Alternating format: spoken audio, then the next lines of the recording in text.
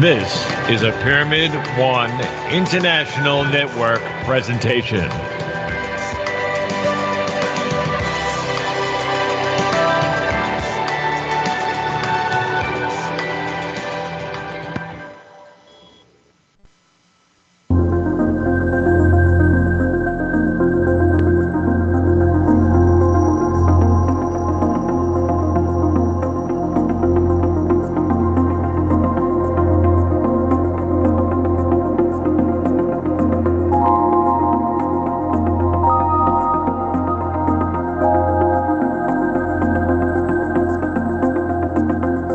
Dr. Randall George Nozawa welcomes the world to his new show right here on Pyramid One Radio Network called Be the Change. First, a little bit about your host. Dr. Randall George Nozawa had played high school football in Honolulu and later became a professional bodybuilder. When he moved to Washington, the muscle-bound Nozawa enrolled at University of Washington's dental school, studied hard, and faithfully graduated. Dr. Nozawa became to be a prominent dentist, and years later he opened a handful of dental clinics, which now, through his work, could finally afford the lifestyle he had always wanted. Then, a tree came crushing down and foiled his best-laid plans. This was one of two life-changing tragedies that changed his life forever. During his resulting and prolonged stay in the hospital, and as he took a year to learn to walk again, his wife Deborah hired temporary dentists to keep the clinics open. Yet, when the businesses performed poorly under the temporary staff, family finances plummeted. And with all his medical bills accumulating, Nozawa felt he needed to return to work, but could not. That's when Nozawa realized he could not perform his dental duties to the high standard he was accustomed. The accident took away his sight, and even with assistant devices for the seeing impaired, he felt his dentistry skills were now substandard, which made him have to close his clinics to so many patients that loved him so much and the work he did for all of them. Then again, tragedies hit again, and this time he came close to death. Dr. Randall George Nozawa, now blind, got caught in the middle of a couple's domestic violence incident on one fateful night.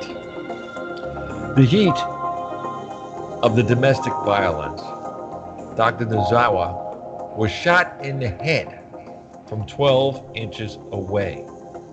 The crime shocked and rocked the community of Gig Harbor, where it occurred, and received its due amount of attention in the area newspapers. Looking back on it, Nozawa said that getting shot feels like thumping your forehead with the heel of your hand. It does not hurt. He did not yet know that the bullet had shattered and bore a hole through his palate, destroying molars, nearly severing his tongue, and destroying his only eye. All he knew was that he could not see, and he was bleeding. Dr. Randall George Nozawa, after all his pain and enlightenment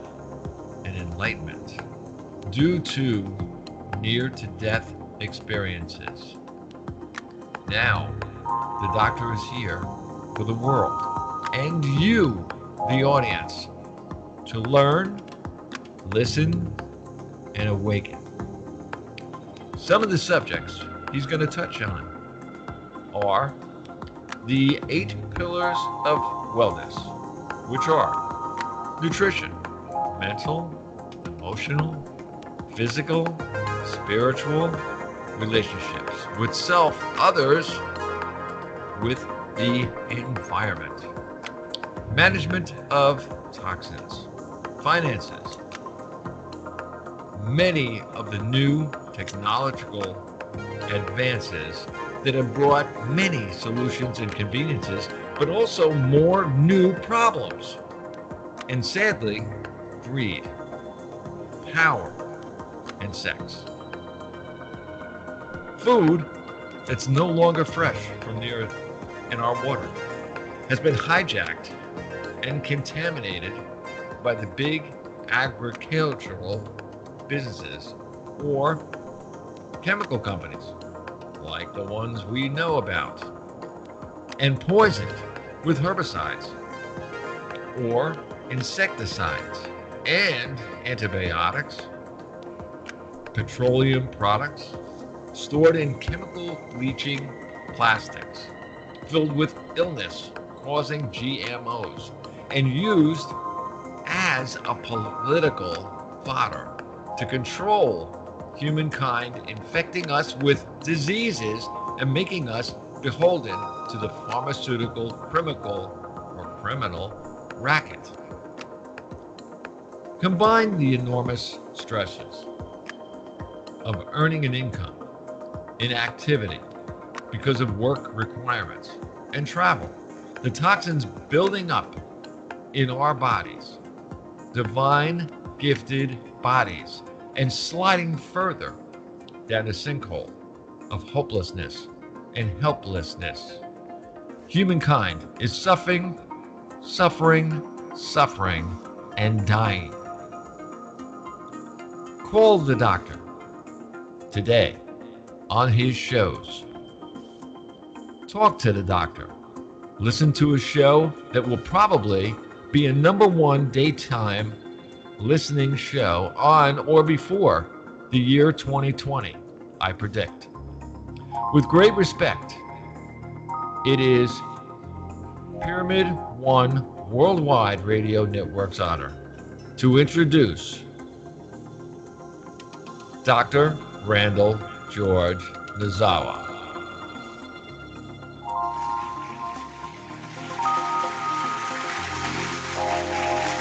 Oh yeah, there he is, the man, the guy. Oh yeah. Favorite time of day. Oh yeah, It's one. I'm telling you. You know what? I don't know what it's doing up there by you guys, but I tell you something. When it's like 50 degrees here, you see people down here in Florida walking around in coats. I'm serious. I'm not kidding. Wool hats and gloves and coats. I don't know. I'm too used to the cold, I guess. Yeah. Well, opposite coasts, and we all have our wonders with both sides. But no, you're east south.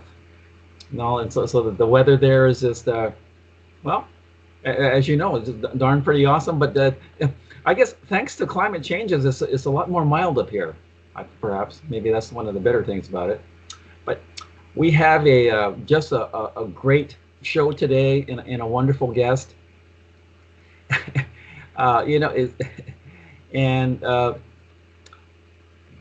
What a great day, because I got two of my most favorite people here on air, and grateful and lucky, for this and for a great show.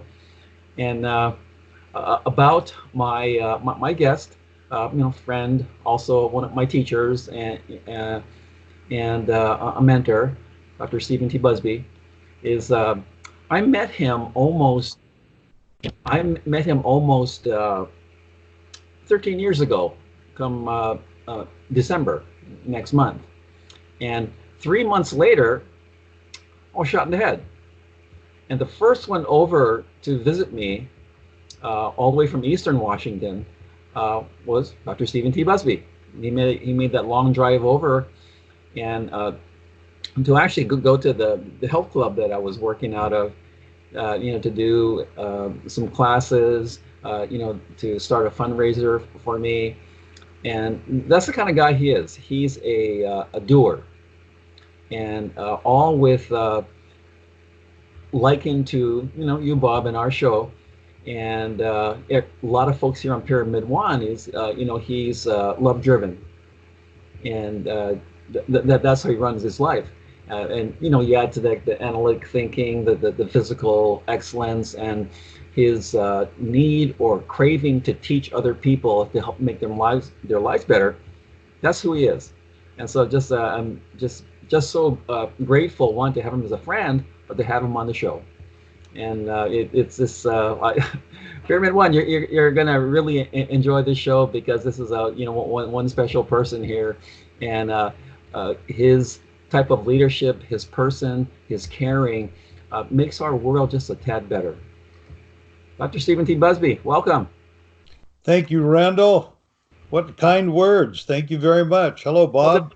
Well, they're all true. So hey, I know you don't like kind of hearing that kind of stuff, because you're taking care of other people, and what I really enjoy is just knowing you all these years, and God, 13 years come next month here, is that you're taking care of yourself more now, because yours is a giver, like Bob is. And I always tell folks like you, take care of yourself first, because you're at your best when you're rested, when you're healed, when you're restored, and when you're renewed.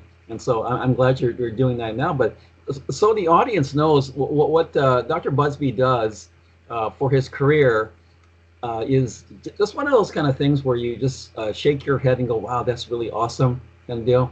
But besides being, a principal and a teacher of teachers, and having a lot of extra duties in the school system in Eastern Washington, what his specialty is that he takes in all these kids that other teachers kick out of class for disruption, for bullying, for whatever you can imagine as far as bad behavior goes. And these kids are out of school, and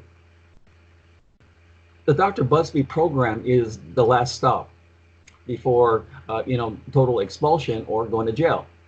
And so what he does with these kids is just amazing. It is that his is not so much of a tough love kind of deal, but what he does is that he gets down to their vibrational level. He sees the world the way they see it, and it's empathy. And he looks into their subconscious mind, what drives them. Why did they do the things they do? Why did they feel the things that they feel? And his is, he makes it very simple. The actions that you do always have consequences. And are they the ones you want? So with that, he's just, groomed, and I think saved thousands of lives over the years. So all these kids now, then and now, some are parents. And thanks to him, they can lead very rewarding lives. And they're parents now, and they're teaching their kids a lot of lessons that Dr. Busby teaches in school. That they've never forgotten that. And so he's influenced so many. Anyway, Steve, you'll and I know the strength of the subconscious mind, and how it grooms our thinking, how we feel, and what we do. And starting from the third trimester in utero, and then from there up to about age 8, when we're all going through the theta brainwave type of hypnotic type of learning. And a lot of the programs that we had back then groom us now. A lot of it's unconscious and unaware to us, but it grooms our thinking. Now, tell our large audience here a little bit about your growing up years and all that, and what made you who you are, and why you got into teaching. Randall, thank you for all those kind words. First of all, yes, we are going on about 13 years of this friendship. Yes. And you've certainly given some great things to my students as well, when we would just call you without notice and just put you on the spot. So I'm expecting that today is probably my payback.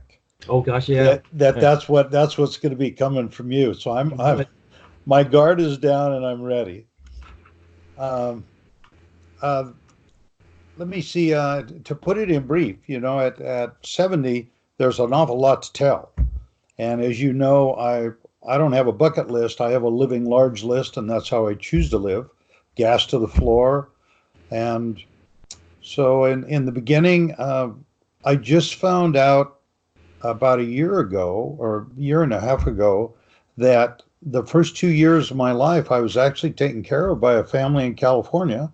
My dad was a successful boxer, actually had a berth to the Olympic trials in some 40s year. And so he just left my mother and I in a logging camp in a cabin that had no running water, no heat, no electricity. Mom had no job, no money, and no car. And a family just said, "Oh heck no, this isn't going to work," and they took us in. And I went, "Wow, I didn't even know about that." But the depression was going on, and they said, "Well, we're going to pick up my mother, Dee, and brought her back to Washington." And they said, "But we have to get some things financially set, and then we'll come back and get Stephen." And just had a reunion with those two women. It was wonderful. So that, I didn't know about that, but I did know that I got groomed by grandparents with the values of kindness and respect and love and hard work ethic and pride in what you do, and don't make an excuse, make it a reason to get it done. So fortunately, that's how my subconscious was programmed. And so when I was just doing things that I thought, well, this is just how I am, it was actually how fortunately I'd been programmed. And I lived on the Yakima Indian Reservation. Great opportunities there, learned a lot.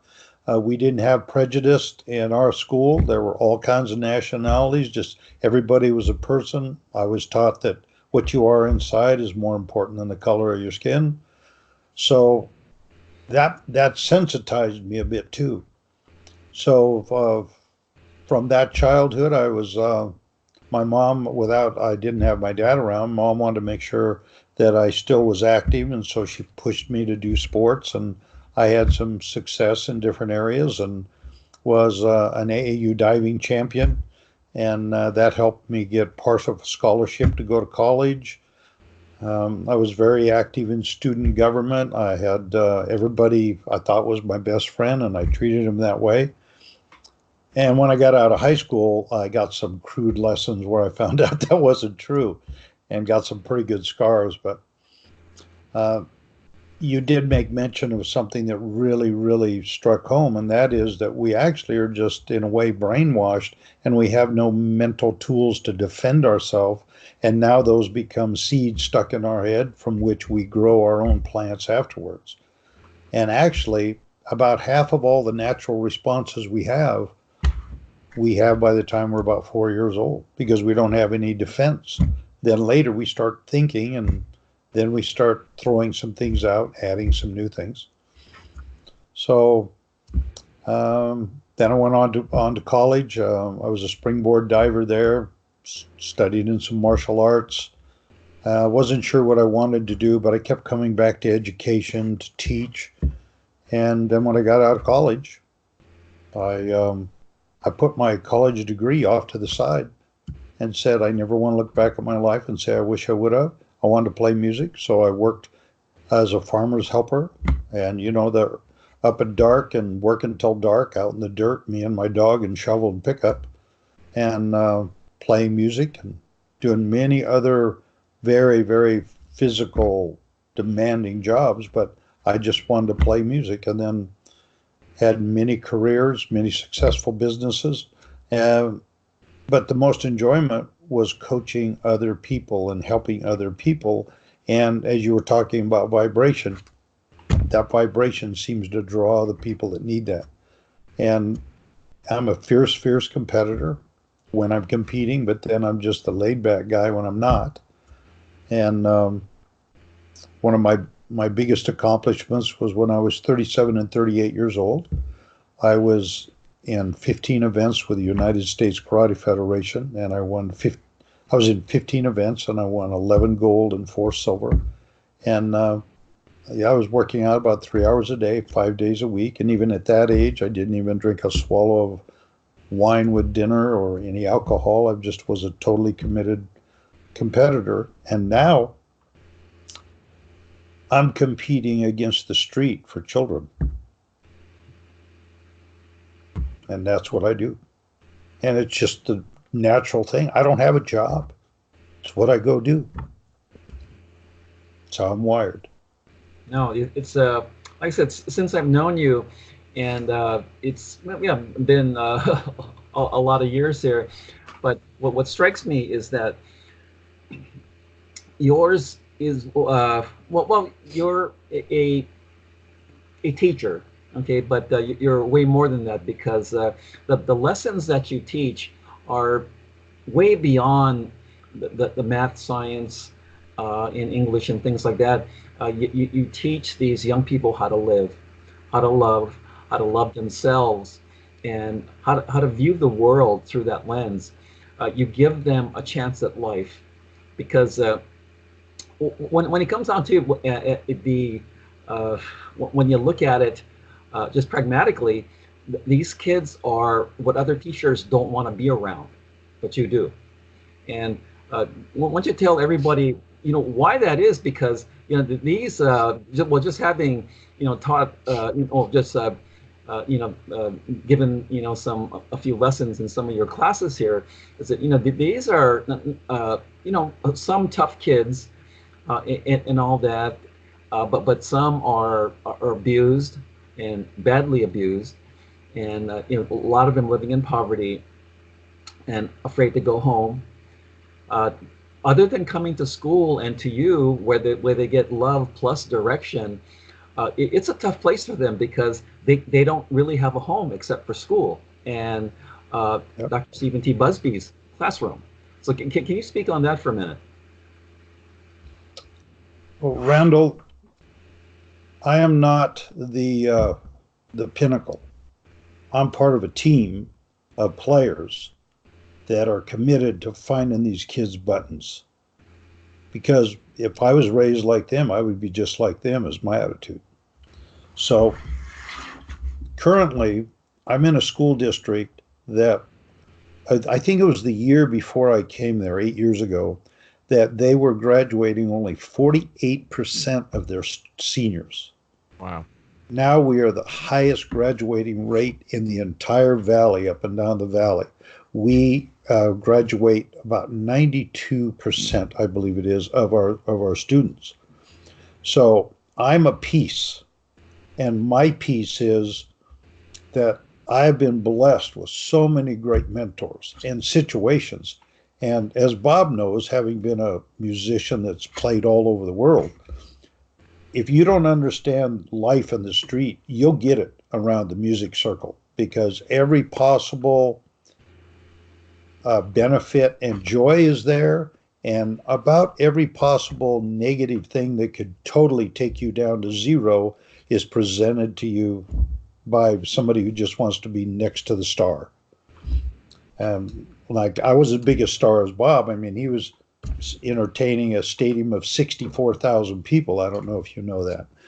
But so I'm part of a team, and here is my expertise.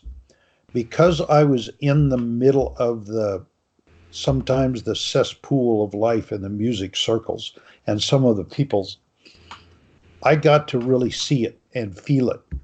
And I experimented a little bit too, nothing too wacky, but I very quickly just, what I had been conditioned to be, took over and said, Steve, this doesn't match you.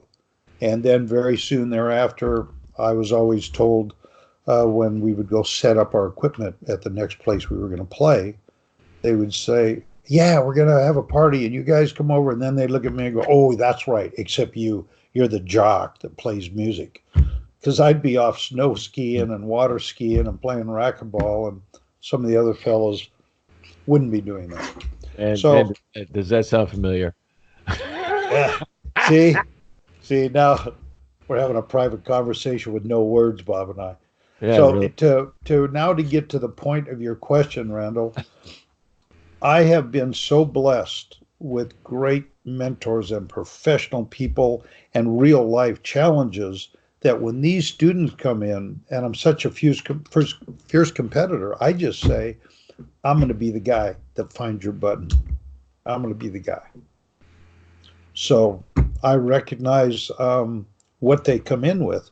One of my presentations to my college classes, I was a college professor for 25 years, and I was teaching teachers how to teach, and they had to take my class to be a teacher, undergraduate, and also I had another class that if they were working on their master's or graduate degree stuff, they had my class as well.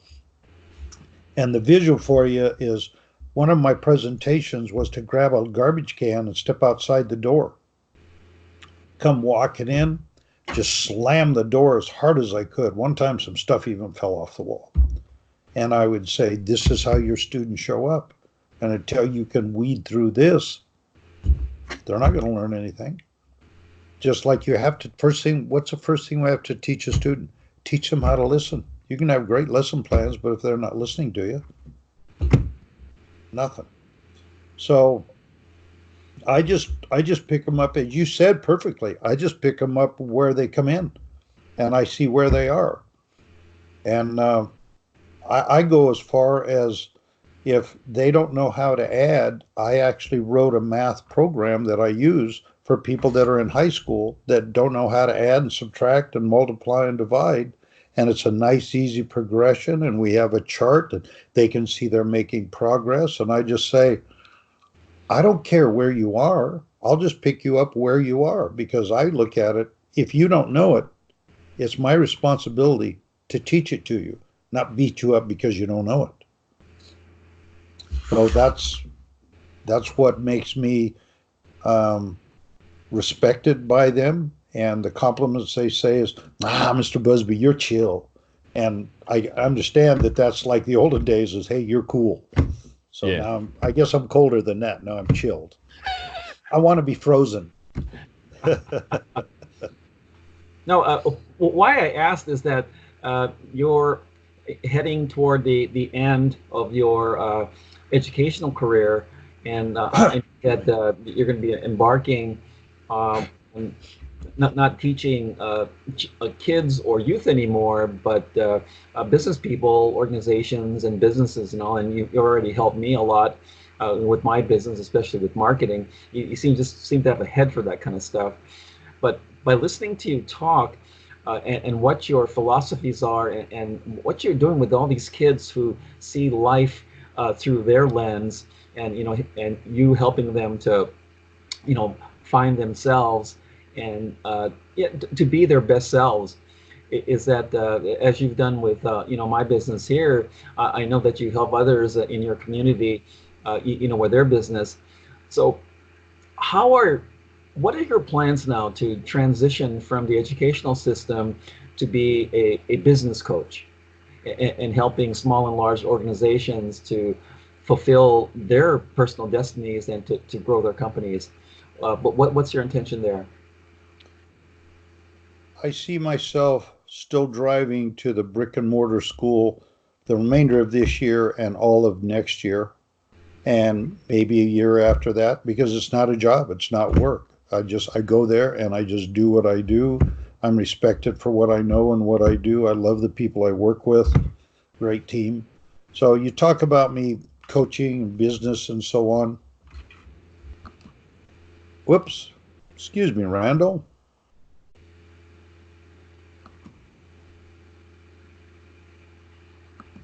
Okay, I'm just pulling you back up here. Oh, there you go. Okay, now I only see Randall here. That's all right. I see everybody here. Okay. So I did have I've always had a plan that I never was going to retire. I was just going to transition to what was next. And so now what I want to take is everything that I've done in the classroom and the programs I've written over the years and the trainings I've done, where I've taken a piece from here and a piece from here, and and studied some of the programs with Bob Proctor and gone to Tony Robbins conventions. And you and I have spoken over the years repeatedly about the Lisa Sasevich and the people that are in the same arena as we choose to travel. And I know that I have,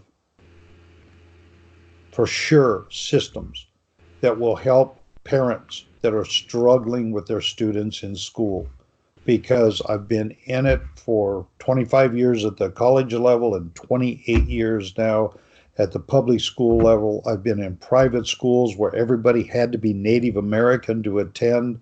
I've been in numerous schools that were over 80% Hispanic and everybody on free and reduced lunch.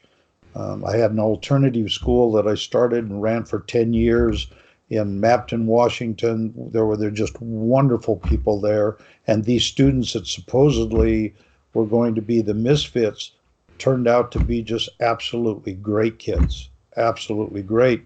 Because I would just sit down and say, okay, we're eye to eye now. We're eye to eye. So when you talk about this transition, I'm going to take my education experience and it is now going to go worldwide. And I know that this is just, of course, being a little sarcastic, of course, here. I believe that there's at least one parent in every school in the United States that has some issue with their child that they wish they could improve, but they just don't have the tools. They're not a bad parent. They just haven't been around the sun as many times as I have. So it's my intent to give it all back. Because people helped me, people gave it to me. It doesn't do me any good in this life hereafter. Every student gets my telephone number, and I say, you can never say I thought it was too late to call or too early to call. And I've had phone calls at 3 a.m, picked up a student that got out of a car where people were driving drunk and they were afraid, and took them a sandwich and a soda and drove them home. I'd rather do that than the funerals I've had to attend. On the business side, I got a real taste for that in my entrepreneurship. I worked, I was a paint contractor for a while. I opened a health club. I was the instructor and wrote all the programs. I had other businesses too, but it's not so much about what I've done in those businesses. It's that I was honored to be asked by a World Training Institute to mentor 5 people that came to them for a training. And it was over 11 weeks, I believe. And they were able to have one personal goal and one business goal. And based on the accomplishments that people were making, we were in the lead or up in the top of the lead for 9 out of the 11 weeks. And I remember we were Skyping people in Malaysia and Canada and California and Montana. And I just saw the joy of helping people start a career and know that now they were in their vibration of what they really wanted. And I was able to pass on to them what somebody passed on to me. And that's what will be coming also on my website, which, thank you, Randall Nozawa. You forced me to get it open. I had it built 16 months ago and I hadn't populated it. And when you told me, Steve, you have to finish it. You have to have it done. You have to have it up when we go on the show.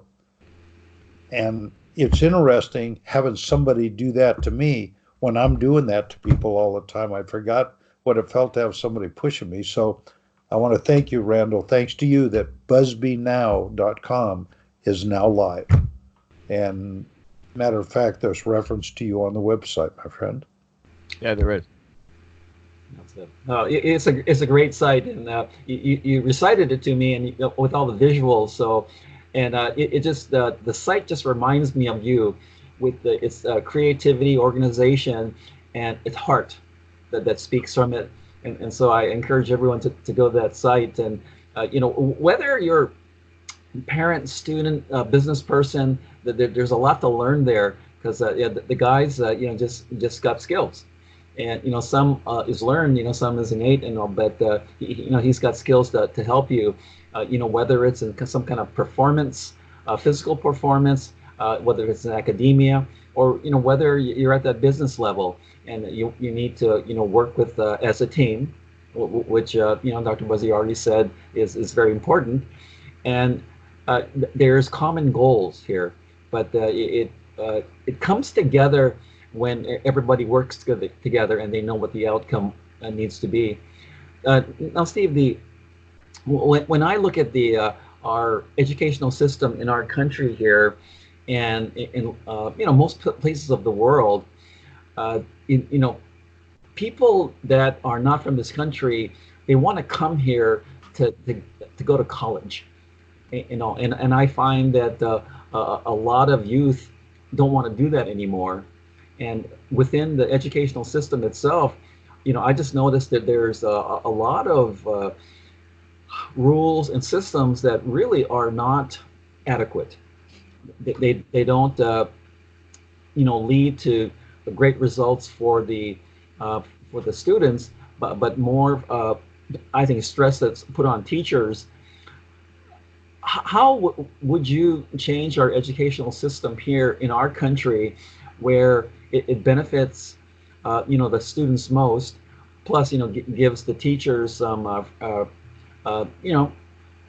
some leeway to express themselves, but also to create that sense of entrepreneurship, or it's how do children learn how to make money, and in the right way, and how do they use their creativity to do so? Can you speak on that? Yes. You talk about the current system, and a lot of people don't want to go to college and so on. And how would I change the system? I've got three things off the top of my head. The first one is there are many educators that share your exact view that you just expressed, Randall, and there are many of them in the building where I work. We have some people that have been teachers of the year, and they have now helped cultivate useful skills of engineering. They've got 3D printers doing things, and matter of fact, on my website there is actually a free gift of a video of me teaching a communication unit at a STEM conference, and that is now some of the new buzzwords, and they're bringing more people into that career area of science, technology, engineering, and math. I believe STEM stands for. So there are groups that are starting to move it, as you say. When you talk about college, college is, we've heard this, college isn't for everybody, and that's correct. And so in my arena, when I speak with my students, I just say, I want you to please make a commitment to me. And the commitment is, every time somebody asks you, so what are you going to do after high school? The first words I want you to say out of your mouth are, I'm going to get another piece of paper. And I don't use the word college, which is odd because I taught at one for 25 years. But my own biological son, Justin, he went to a skills school, Perry Technical Institute, respected all over the United States. Went to work for AT&T, then Singular, then Microsoft, then an ESD, Educational Service District, and then a credit union. And now he's a project manager type position at a college here in the area. And I teach that college is not the answer, but in some places it's absolutely necessary. My daughter Jennifer is a nurse supervisor at a Virginia Mason Hospital mother-baby floor. I'm glad she didn't just go to a skill center to just learn one thing. She had to learn a lot more years, a lot more work. But I keep it realistic with the students. What would I do to change the system? Well, I know my administrator will listen to this and already knows this, so I won't have to whisper. I look back at all of the things in my life that I had to learn away from school that I would have been so grateful if somebody would have taught me early. And that's what I teach. You're exactly right, Randall. You nailed it. I teach about life and about living. Sure, I've taught math and English and PE and health and all those classes, but I would tell you that I'm not as good as our English, math, and health teachers that we have now because I have emphasized so much on living and life skills. So I'm mad that somebody didn't teach me, as aggressive as I was and as hardworking as I was, that somebody didn't teach me the word invest. I thought that was something you wore underneath a jacket, an invest. I didn't know what that was. And so then I get out of school, and I was very fortunate again. I had such wonderful mentors. I had some multimillionaires tucked me under their wing. And I remember they said, Buzz, you're a pretty great guy, but you really don't know squat how money really works. I mean, kind of insult kind of hurt me my feelings a little bit, like, well, that's kind of a mean thing. It was right on the money. Next thing you know, I'm trading stock, made 40% on my stock. I'm trading world currency with another fella, make over a few $100s in like less than 15 minutes and go, wow, this is different than picking up potatoes and picking apples. So I teach the things that you're talking about that they're not getting, how to live. And we do an awful lot of work about understanding our behavior. I have lots of quotes that we learn to stimulate lots of conversations that we've had, like opportunities die when neglected. For everything of value, there's always a price to pay. If I want my life to be different, I have to be different. The danger of victim thinking is, well, since it's not my fault, I don't have to change, so therefore I don't grow. They just keep making their own drama. And that's the blessings when those kids come back. Mr. Busby, this one quote, man, it just stuck with me. Matter of fact, one of the graduation presents everyone gets, they get a gift wrapped, and then they also get a card. And they tease me about it. They say, yeah, Mr. Busby gave me some money. I give every one of them a $1 bill. And on it in black ink, it says, I'm a worker. Put me to work. Just to help extend the lesson. So I'm not the only person that does it, but I do it very intensely because the students come to me because mostly of what we call a triangle, either their grades or their attendance or their behavior. And if one of those is haywire, we say they have a broken triangle, and I do my very best to be the triangle fixer. That's just terrific. Now, I know that the school system they have a schedule, and they've gone through all different type of trial programs to see how they can get maybe better performances out of their students.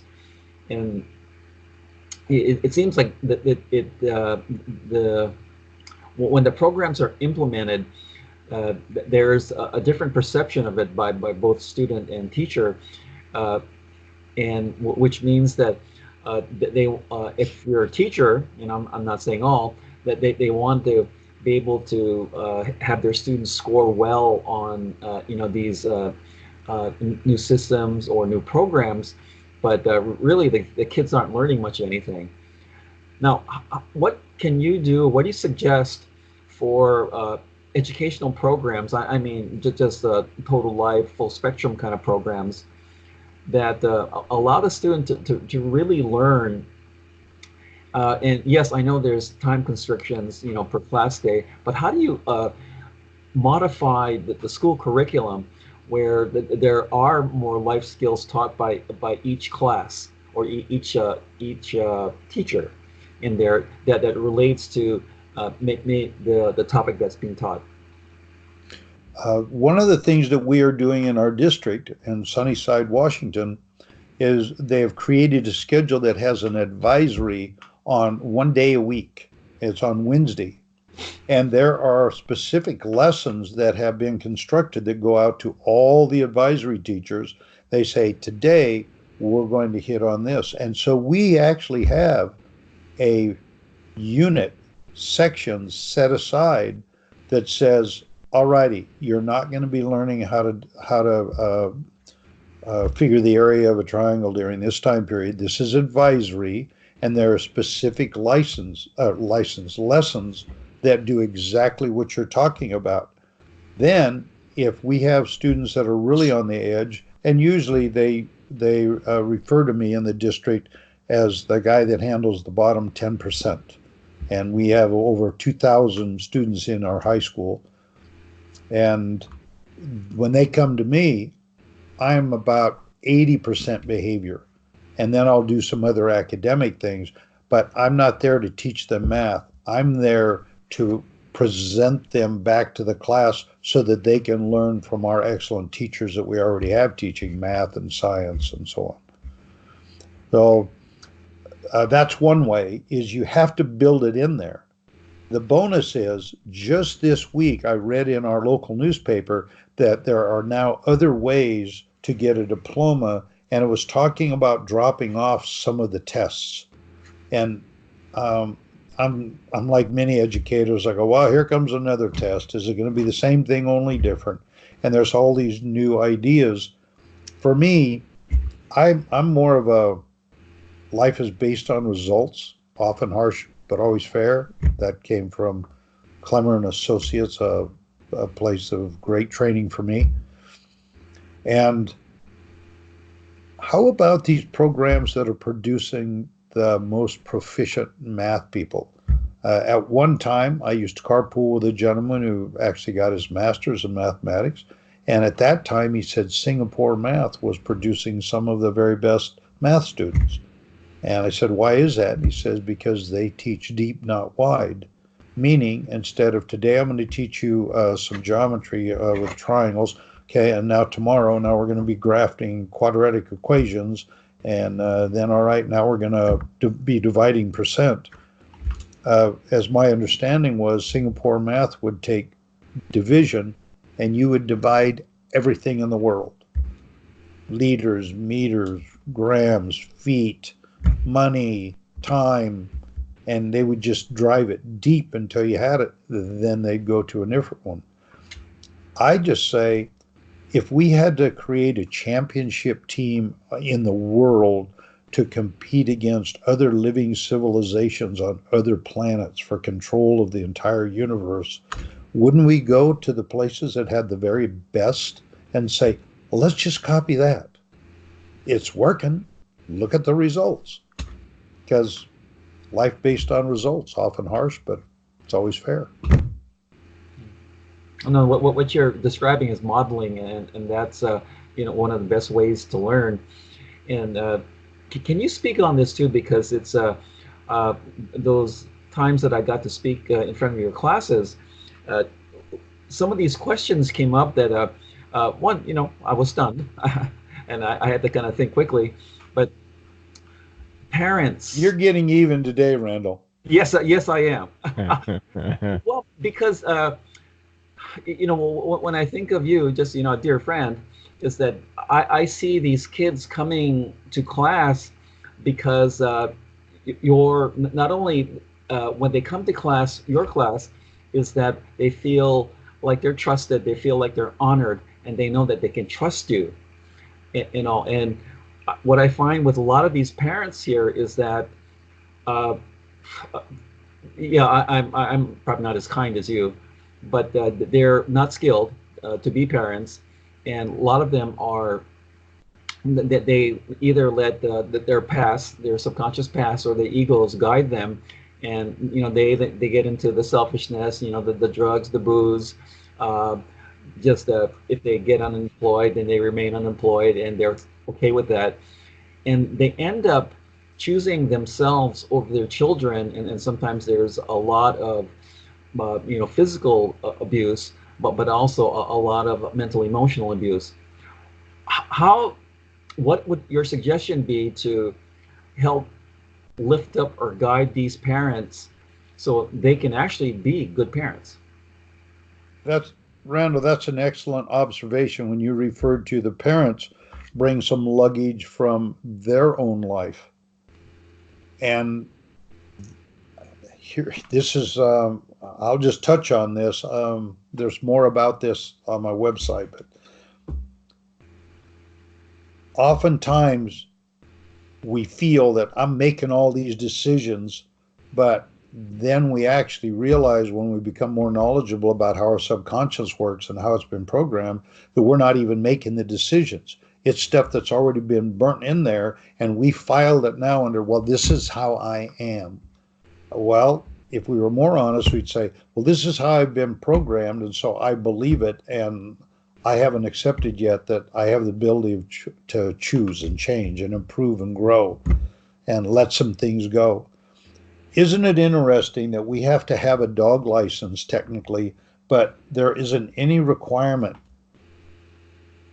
for us to have the most control over another human being on the planet Earth than being a parent? And there's no real requirement. And now, with all respect, now it doesn't even often take them consummating marriages and having a child that way. There are other ways of fertilizing people, and I'm not saying good or bad against that. I'm just saying, but isn't it interesting that there are very few requirements? I know in certain places there become more and more requirements, like in adoption. I deal with that arena and with the police and law enforcement and domestic violence, so I'm familiar with the laws and requirements there. But the key thing, Randall, that you touched on, whether you realize it or not, where you hit the bullseye, is when the parent comes to the table, it's not are they a good parent or a bad parent, it's how they've been programmed to be a parent. And they still have the ability to modify that, to learn, to grow. There are classes, there are books, there are tapes, there are videos long before you and I started in this arena. But that is another place where I will focus on my audio books, because young parents don't even have time to even sit down and watch a TV show. They're so busy sometimes. So that is exactly what we're going to emphasize on the site is, how do we help you be a better parent? We know you want to, because you're looking. You want to grow. Some people just say, work good enough for me. I'm going to be just like that. Well, I would just ask them, so are you totally happy with your life? Is it exactly where you wish it would be? Well, nah, but it's okay. So you want to teach them that just mediocre is okay? That they're not able to accept their greatness and do wonderful things and help others and have greater joy and come back and pay back? And people ask me, they say, boy, Steve, you sure pay forward a lot. And I just say, I don't know if I'm paying forward or if I'm paying backwards for all the blessings I've got that got me where I am. But either way, I just keep paying. I just keep giving back. Steve, I just to interject something there for a second.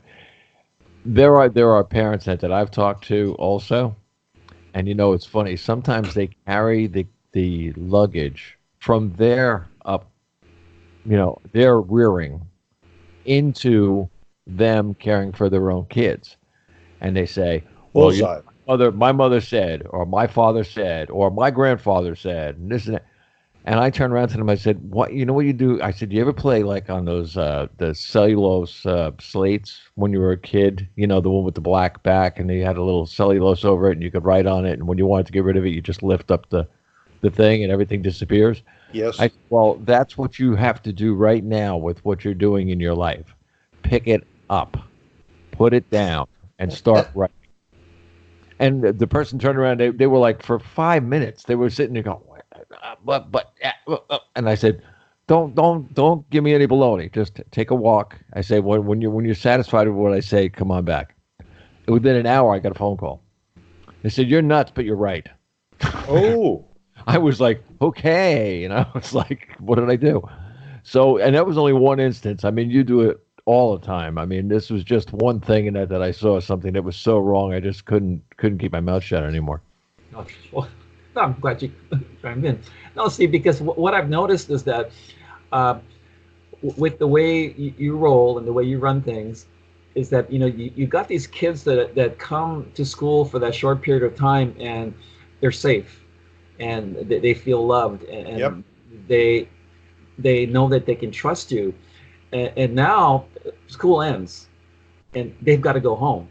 And as in one class that you allow me to speak at, this one student, and like the ones in class here, these aren't all your gang members and bullies and potheads or people that beat other people up and all that. True. Some of them are they're physically, mentally abused, and they don't do well in school. And so like the other teachers won't be able to spend that much time with them because the classes are too large, and that's another topic in itself. But what this one young man asks is, he goes, well, Dr. Randall, when I get home, what's gonna prevent me from getting beat up again? And I go, I don't even know how to answer that. My gosh. So I mean, speak on this for just a minute, but it's Okay. they come to your class and they feel like it's the home they should have. They feel safe. They have trust in you. And now, when the bell rings, they go, "Oh, I've got to go home. Well, how do I prevent myself from getting beat up or tortured, and all?" So, that's where I think that from what both of you said, makes sense. But when the parent is unwilling or doesn't want to admit to personal baggage, so subconscious restrictions and all that. Well, what is your suggestion for that? And I know that there's barriers of money and funding with the school district for this type of either a different type of programming or a mutual counseling kind of deal. What would be your suggestion for that to get these parents who are stuck in the past? They're not in the here and now, and they're only thinking about themselves, and they're programmed by not their own programming, but by what they learned. How do you break through that? Wow, you've given me a lot there. Let me. I made a couple notes because you were giving me such hot spots. For one, the umbrella over the top of my classroom, and what I do, whether I'm in the classroom or not, is I tell them, when you leave me for the last time, I want you to be at the door, turn around, and say, Busby, I'll be successful now with or without you. You were asking me about what would I do and how can we, some things. Regarding the other students, here is the answer when I spoke 9 times at the State Alternative Learning Convention. And they would say, well, could you give us like a tool, or could you give us something powerful, give us something we can use? And I would just say, would you like to have the most powerful tool I've got? Got real quiet, heads were down. I thought I was teaching a writing class. Everybody was ready. I have 4 questions that I ask that tell me all the things that you referred to. What happened at home? And the questions are, what's your life been like from birth until now? And to help them, when they would say, well, I don't know what to write, I even made a little outline, and I'd say, this is just to help you. You don't have to use any of them. You can use some of them. You can add to it. It's just to help you if you get stumped. And it would say, what is your life like from birth until now? They have to write a page and a half, because they could write something in about 6 lines and think they're done. But when you make them dig for a page and a half, you start getting down into the stuff that is really causing the joy and really causing the frustration, really causing the fears. You've got to dig a little deeper than that, because we all cover our pains with something so we can carry them. And we got to weed that out and get down to the real root.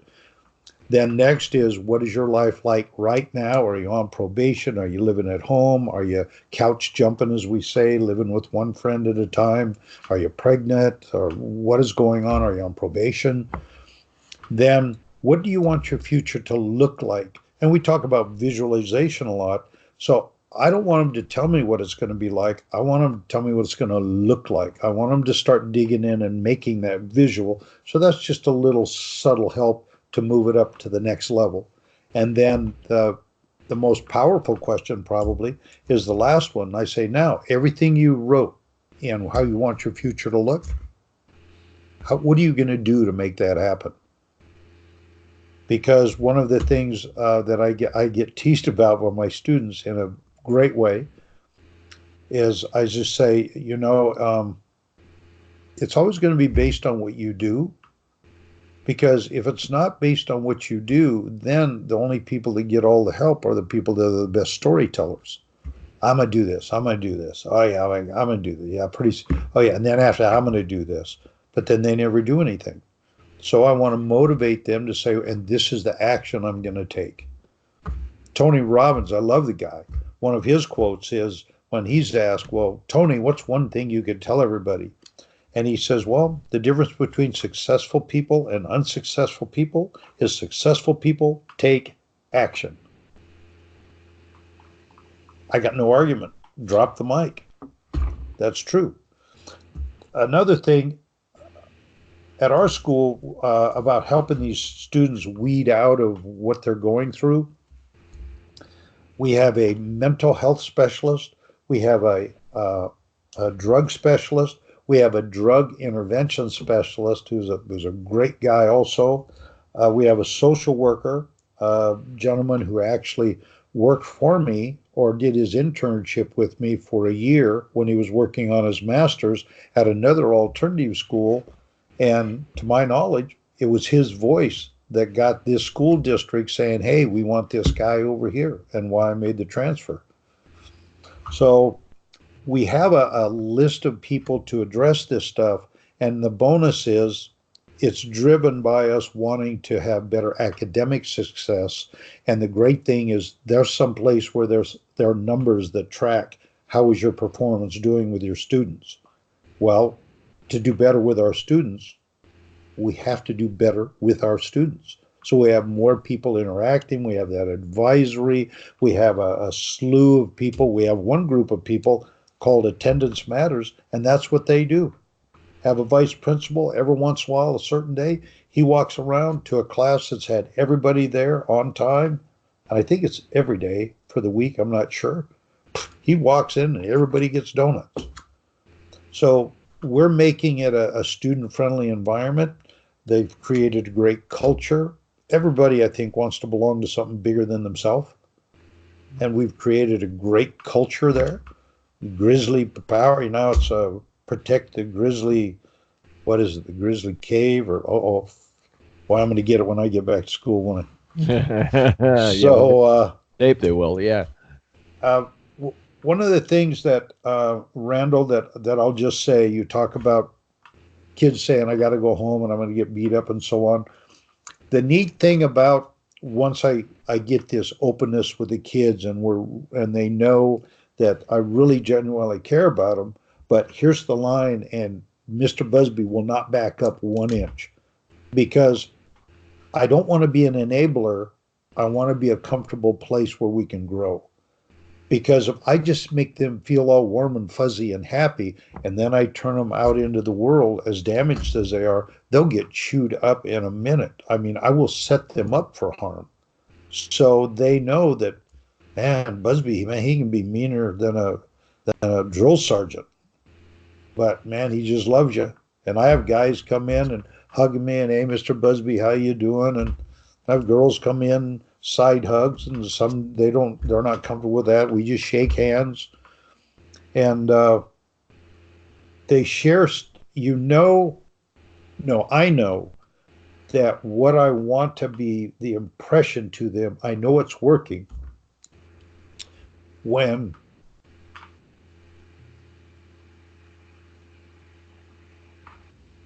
see 3 stories are fighting to go first. I'll just let them come out. A young boy said,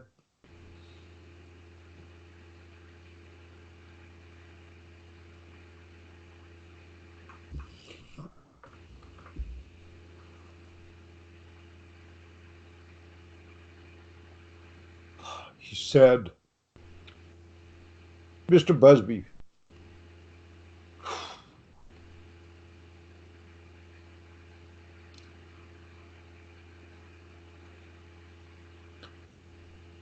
please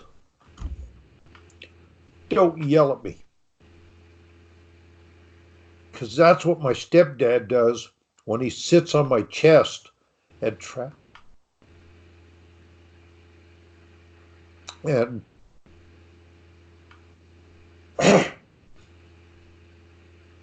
excuse me, man, and traps my arms and slugs me in the face while he's screaming at me.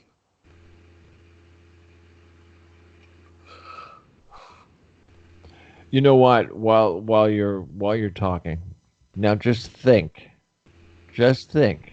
of the impact that you had on that child because of the love you had for this child. Think of that part. That makes you smile. Yeah. I mean, you did something. You changed a life. You know how hard it is to change a life on anyone, anywhere, anytime? It's not easy. You did it. Yeah.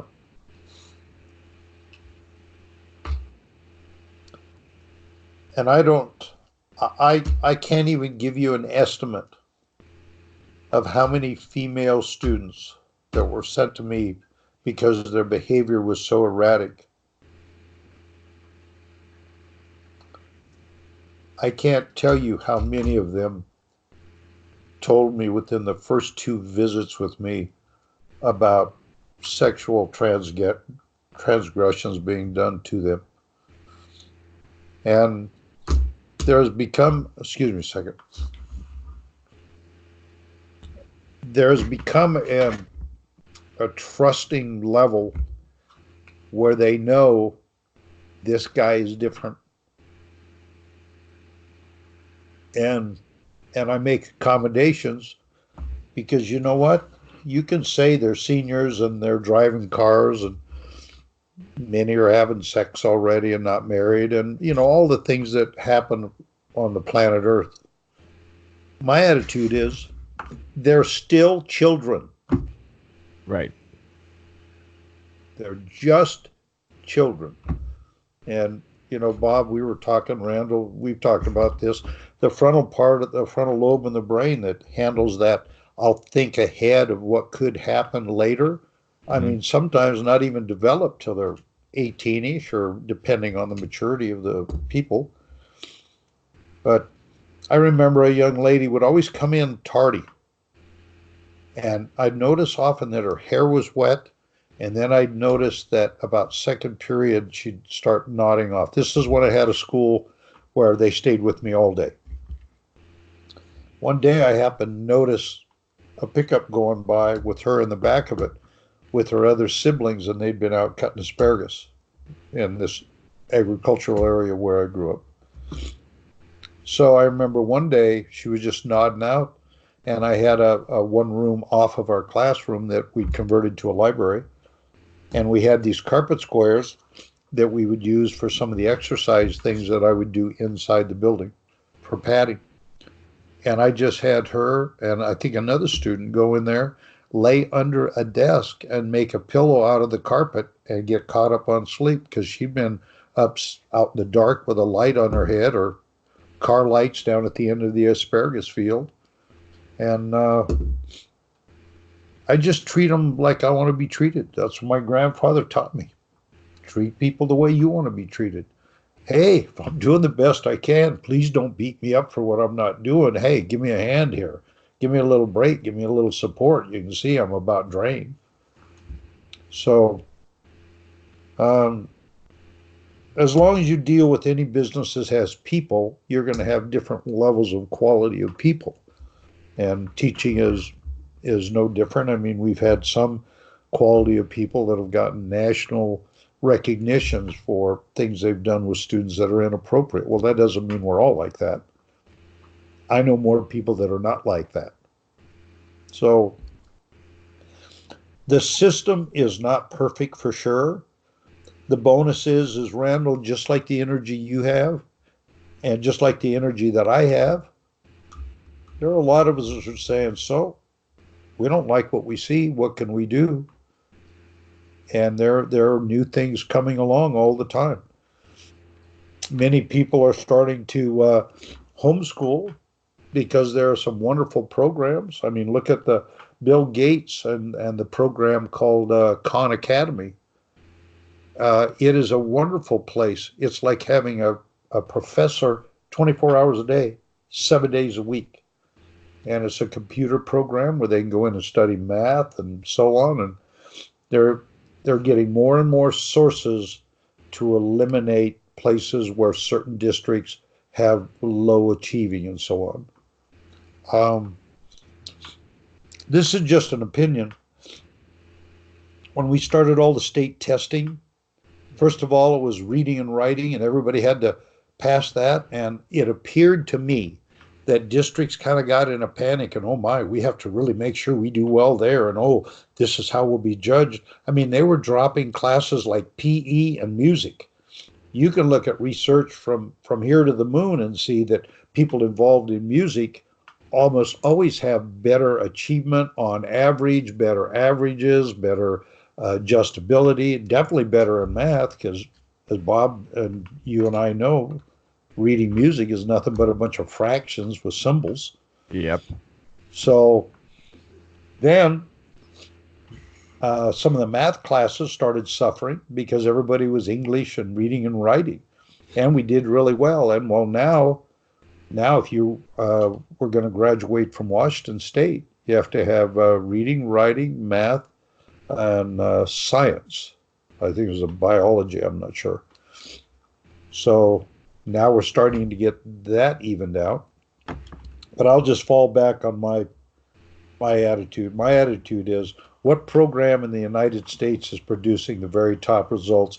Let's have everybody use that one. But then people would say, well, but you don't know our demographics. Darn it, they're partially right. If you have one demographic where everybody has books, everybody has calculators, everybody's very comfortable, everybody has enough to eat, hey, they might have higher success. Well, most often they will have higher success rates than people that are living in the cars and couch jumping, because their brain's not so much on school, it's on survival. So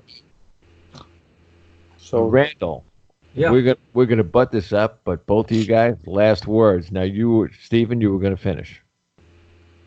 Yes, let me take a glance at those.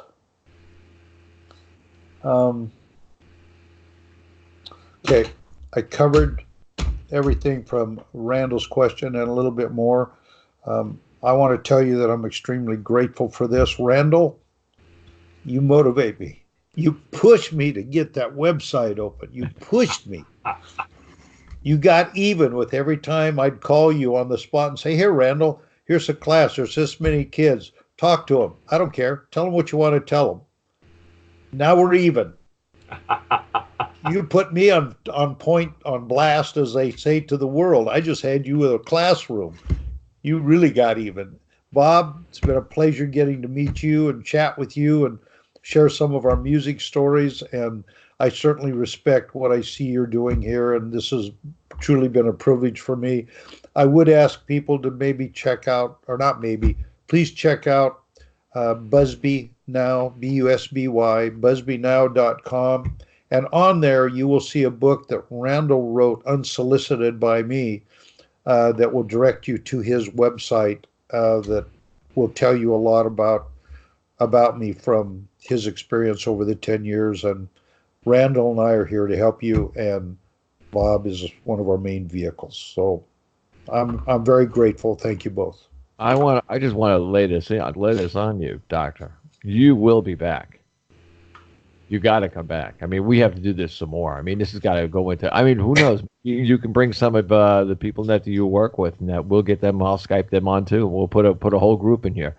The only way for people to really learn things are to be able to sit down like we are right now, watching it. You just said that with the Microsoft program. It's being able to actually listen to something. And then going back a little bit and listening to it again. And maybe listening to it a third time if it didn't sync the first two. You can actually do this and listen to these things and listen to us speaking and be able to get more out of it than somebody standing up in front of a classroom. Absolutely.